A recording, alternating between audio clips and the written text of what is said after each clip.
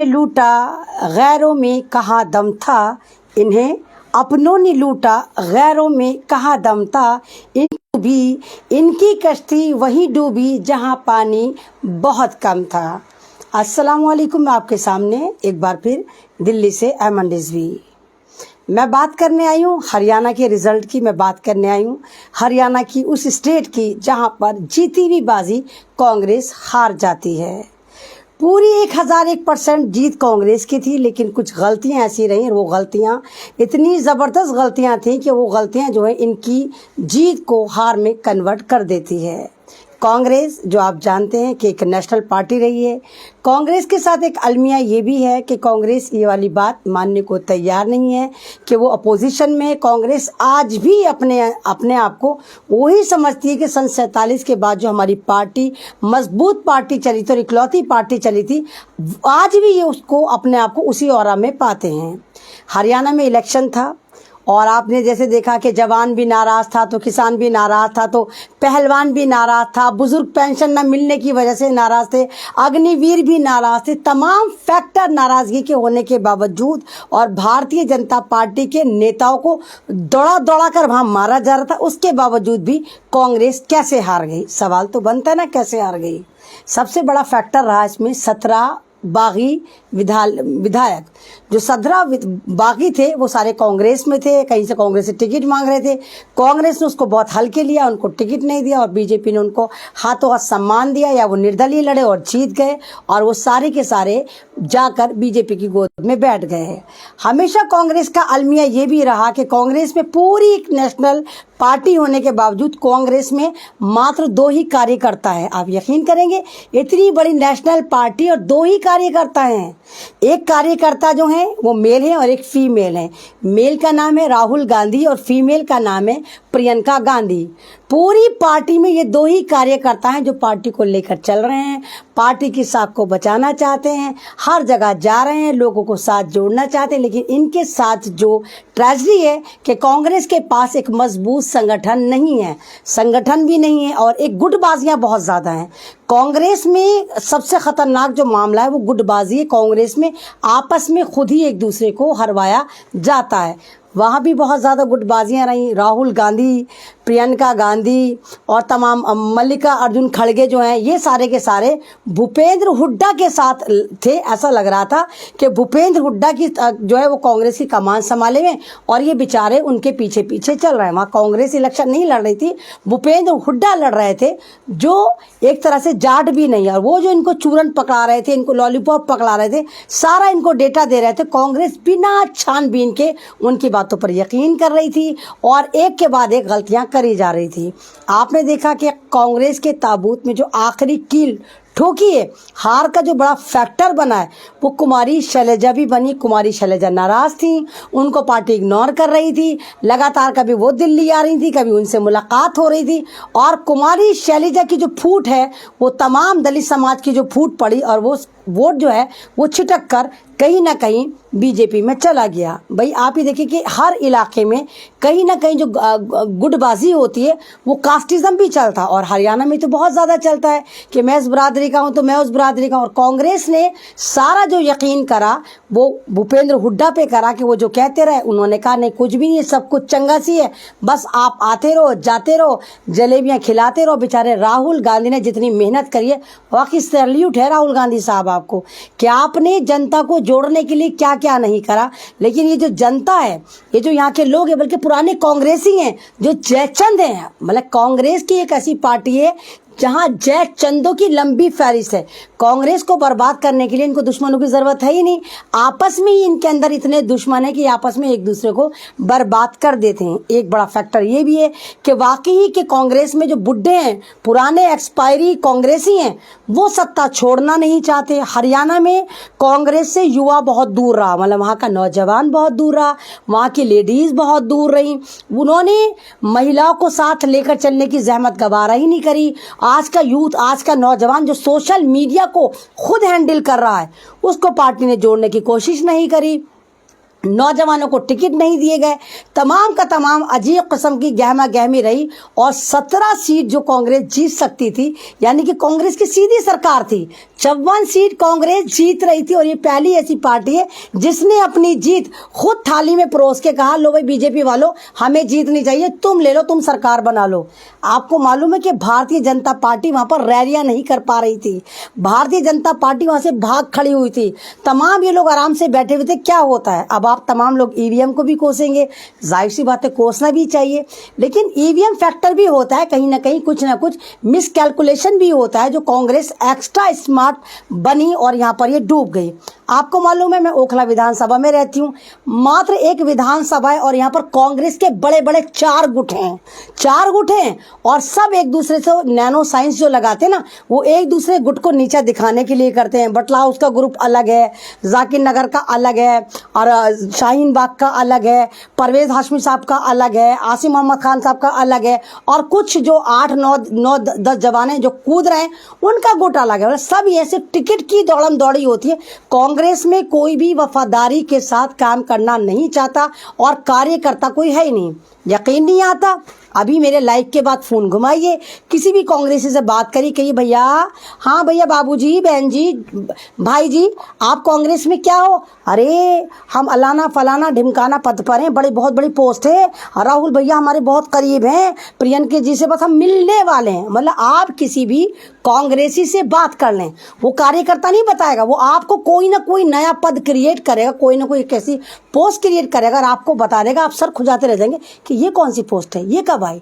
तो जिस पार्टी के अंदर संगठन नहीं होता, जो पार्टी खुद संगठित नहीं होती, उसमें राहुल गांधी कितनी मेहनत कर लें, प्रियंका गांधी कितनी कार्यकर्ता बनकर मेहनत कर लें, पार्टी में करंट आ ही नहीं सकता जब तक इसका गठबंधन संगठन लोगों के साथ अच्छा नहीं, लोगों के साथ गठबंधन भी इनका अच्छा नहीं, लोगों से कनेक्टिविटी करते नहीं है, और सारे के सारे पुराने बासमती चावल जो है ना वो सारे हैं। और बाकी पारिवारिक जो मामला है, कहते हैं ना, एक तरह से फैमिलीवाद इसमें चलता है कि कांग्रेस में नए लोगों को मौका नहीं दिया जाता, पहले बाप तो फिर बेटा, तो एक खानदान में विधायक भी उसी खानदान के हैं, तो काउंसलर भी उसी खानदान के हैं, तो एमपी भी उसी खानदान के, खानदानवाद भी चल रहा है। तो ये चीज़ें बीजेपी ने इस मिथ को तोड़ा। मैंने माना कि बीजेपी बहुत बुरी पार्टी है, दंगाई पार्टी है, लेकिन दिमाग से चलती है, वो दिमाग लगाती है, उसको पता कि कहाँ पर दिमाग लगाना है, किस वोट को अपनी तरफ लेकर आना।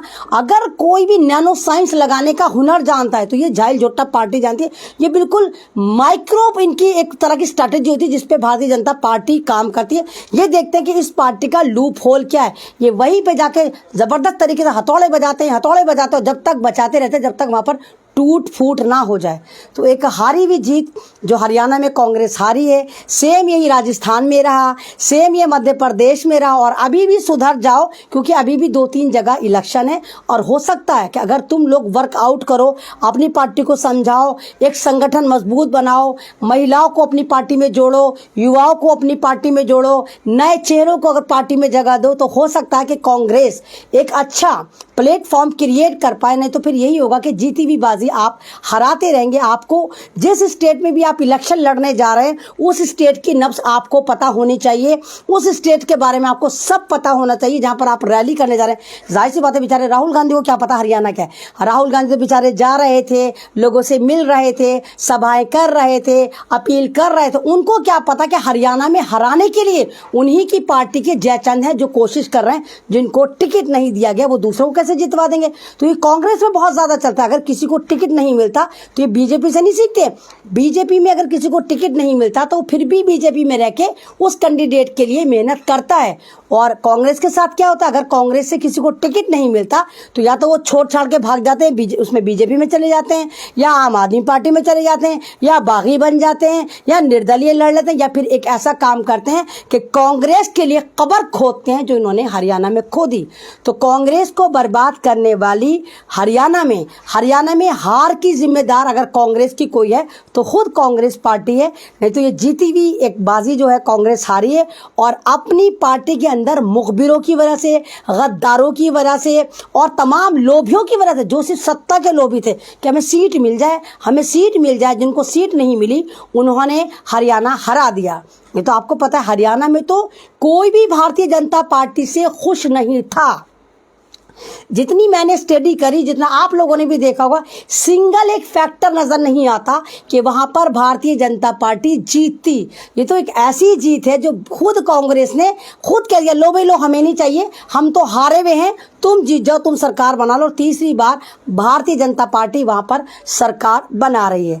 तो कांग्रेस को इस वाली बात पर भी ध्यान देना चाहिए और कांग्रेस को पूरा एक खाका तैयार करना चाहिए, एक ब्लूप्रिंट तैयार करना चाहिए, उन यूथ की एक लिस्ट बनानी चाहिए जो आपके साथ जुड़ना चाहते हैं। कोशिश करना चाहिए कि इसमें महिलाएं और लड़कियां आपके साथ ज्यादा जुड़ें, क्योंकि महिलाएं अगर किसी पार्टी के साथ जुड़ती हैं, उनको सम्मानित करा जाता है, उनको आगे आगे रखा जाता है, तो वो पूरा का पूरा एक खानदान जोड़ लेती हैं, पूरा का पूरा उनका कुटुंब उनके साथ जुड़ जाता, पार्टी के साथ जुड़ता था। लेकिन कांग्रेस महिलाओं को जोड़ पाने में बिल्कुल नाकाम है, सक्षम ही नहीं है, ना उस पर मेहनत करती है। और क्योंकि कांग्रेस एक तरह से अगर देखा जाए तो बहुत मगरूर लोग कांग्रेस के अंदर है। मैंने कहा ना, सिर्फ दो ही कार्यकर्ता है, राहुल गांधी जी और प्रियंका गांधी, इनके अलावा कोई कार्यकर्ता ही नहीं। सब घमंड से चूर, अपने आप को इतना जबरदस्त घमंड में मुलविस रखते हैं कि इनको मतलब मानते ही नहीं, इंसानों को इंसान नहीं मानते हैं। और इसी वजह से आज कांग्रेस पार्टी लगातार पिछड़ रही है। आपने देखा कि राहुल गांधी की जो भारत जोड़ो यात्रा थी, किस कदर तरीके से कामयाब रही थी, कितनी इन्होंने मेहनत करी थी और कैसे लोग बावले हो रहे थे। मैं खुद इस यात्रा में थी, मैंने इसको यहाँ पे ज्वाइन करा था दिल्ली में। मैं देख रही थी कि किस तरह लोग हौलाए बौलाए थे। मैंने खुद आश्रम पे चाय का एक स्टॉल लगाया था और अपने भाई के साथ लगाया था और मैंने देखा था कि हजारों लाखों का रेला सिर्फ राहुल गांधी के दीदार करना चाहता था। तब तो इनका कुछ भी नहीं था मामला, दिल्ली में आम आदमी पार्टी की सरकार थी, लेकिन लोग राहुल गांधी की झलक पाने के लिए बेकरार थे, मरे जा रहे थे। लाखों लाख लोगों ने राहुल गांधी के साथ सेल्फियां ली थी, उनको स्टेटस पे चमकाया था। तो जो राहुल गांधी ने जो मेहनत करी थी, उस मेहनत पर पानी फेरने वाले कांग्रेस के जयचंद है। तो कांग्रेस पार्टी को अपनी पार्टी के अंदर छटाई करनी चाहिए, एक मजबूत संगठन बनाना चाहिए। एक संगठन क्या बल्कि युवाओं का संगठन अलग बनाना चाहिए, महिलाओं का संगठन अलग बनाना चाहिए, बुजुर्गों का संगठन अलग बनाना चाहिए, पार्टी का अपना संगठन अलग होना चाहिए और एक स्ट्रैटेजी प्लान करनी चाहिए। किसी को ऐसे नहीं कि जी रणजीत हुड्डा ने, भूपेंद्र हुड्डा, जो भी हुड्डा है, उन्होंने कहा जी हम जीत रहे हैं, तो उन पर यकीन नहीं करना चाहिए। राहुल गांधी जी, आप एक नेशनल पार्टी के को लीड करने वालों के वाली वारिस से आपको अपना खुद भी जाकर देखना। बुझाई थी वो तो बेचारे हुड्डा जी तो ख्वाब देख रहे थे कि मैं तीसरी बार सीएम बन जाऊंगा, और क्या रहा कि सीएम तो खुद नहीं बने, हालांकि पार्टी को उन्होंने डुबवा दिया। आज अगर हरियाणा में पार्टी हारी है तो उसके मेन फैक्टर जो है कुमारी शैलजा हैं और भूपेंद्र हुड्डा, इन दो की वजह से पार्टी वहां पर हार गई। 17 बागी जो है वो नाराज होकर कांग्रेस से छिटक गए, चले गए और वो जीत भी गए। ना भी जीतो तो उनकी वजह से जो उनका वोट, जो वो वोट लेकर गए, वो वोट अगर कांग्रेस को पड़ता तो कांग्रेस सीधी जीती।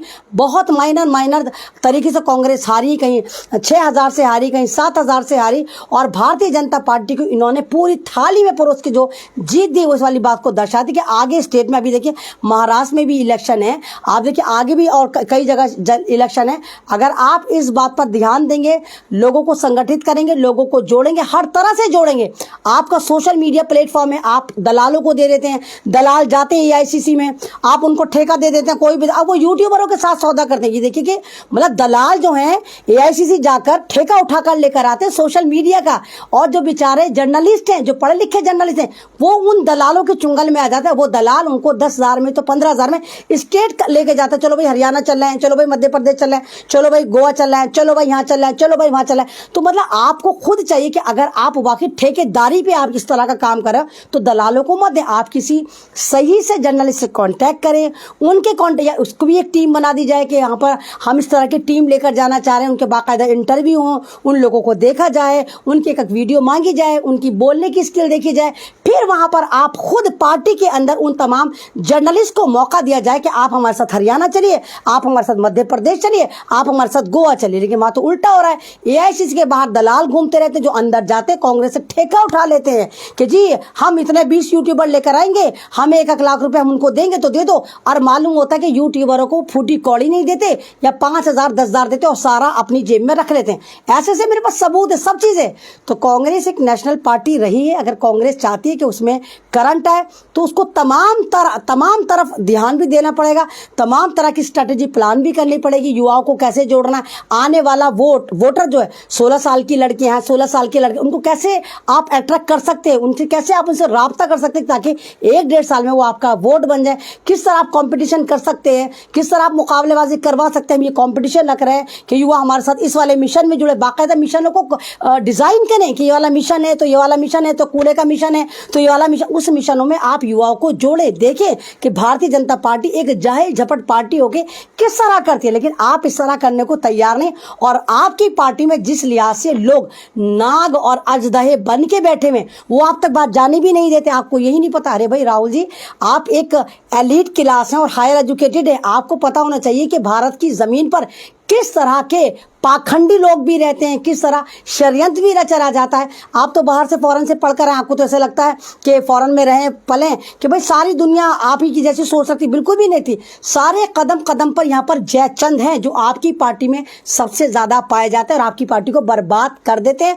या तो अपने किसी को उम्मीदवार को टिकट नहीं मिला तो उसका पूरा खानदान, उसकी पूरी लोकेशन लग जाती है कि भाई इसको हराना है, बीजेपी को जिताना है। तो आपको उन लोगों को डिटेक्ट करके अपनी पार्टी को मजबूत करना चाहिए। अपनी पार्टी के लिए कुछ नए प्लान लेकर आना चाहिए। बहुत सारे संगठन आप बनाइए, युवाओं का, महिलाओं का, जवानों का, बुजुर्गों का, सबका बनाइए। और हमें उम्मीद है अगर आप इस तरह कामयाब होते हैं तो हो सकता है कि कांग्रेस सही मामले पर काम करे और मुसलमानों को भी देखे। जिस तरह आप ये देखिए कि हिमाचल प्रदेश में मुसलमानों के साथ क्या हुआ, वहां पर मोहब्बत की दुकान बंद हो गई। हिमाचल प्रदेश में जिस लिहाज से वहां के सीएम ने लिख के लगा दिया कि मुसलमान अपनी दुकानों के ऊपर नाम लिखकर लगाएंगे, जिस तरह मस्जिदों को टारगेट करा गया, मुसलमानों के मकानों को, दुकानों को लूटा गया, और कांग्रेस चुप रही कि इस वजह से कि कई लोगों को ना पता चल जाए कि क्या नाम है, हम जो है मुसलमानों का फेवर कर रहे हैं, और कई दूसरों को ना पता चल जाए कि मुसलमानों पे जुल्म हो रहा है। लेकिन बात तो कोई नहीं छुपती। वो वीडियो रिलीज हुई, इसके बाद तेलंगाना में जहां कांग्रेस की सरकार है, जैनून में, वहां पर 200 से ज्यादा दुकानों को 4 सितंबर में फूंक दिया गया।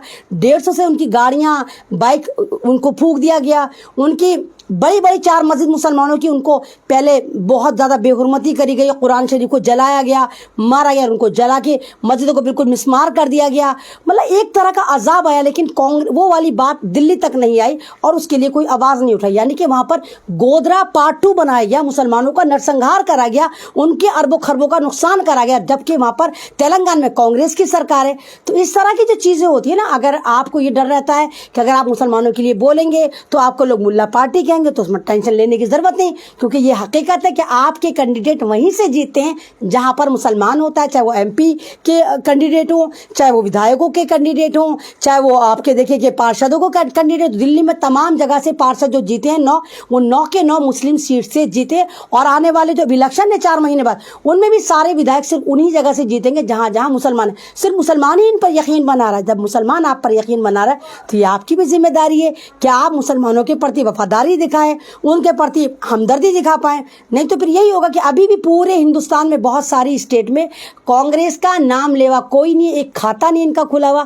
क्योंकि हर एक को एक ही नजर से देखिए, अगर मुसलमान है तो उसको भी, और दलित है तो उसको भी। आपकी पार्टी अगर आवाम की पार्टी बनेगी, आपकी पार्टी अगर संगठित पार्टी बनेगी, आपकी पार्टी अगर सबको साथ लेकर चलेगी, तो हमें यकीन है कि बहुत जल्द भारतीय जनता पार्टी धपड़धूस हो जाएगी और इतिहास में फिर गोल्डन वर्ड में एक नाम लिखा जाएगा कि वाकई कांग्रेस पार्टी तमाम तर गलतियों के बाद ये अपनी गलती मान रही है और भारत की जनता को साथ लेकर चल रही है। शुक्रिया।